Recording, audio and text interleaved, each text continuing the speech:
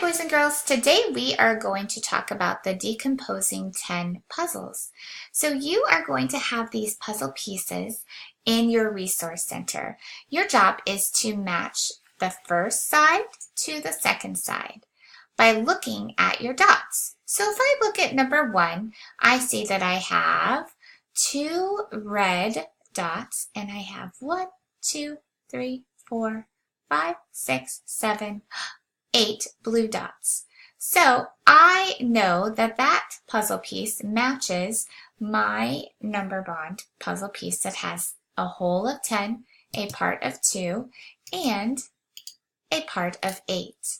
Now, what you'll do after you put all of your puzzle pieces together, you are going to move over to your recording sheet and you will draw a picture of the puzzle piece that goes on the left side, and you're also going to fill in the matching number bond number on the right side. If you have any questions, you can definitely listen to this video one more time. Good luck, Stallions!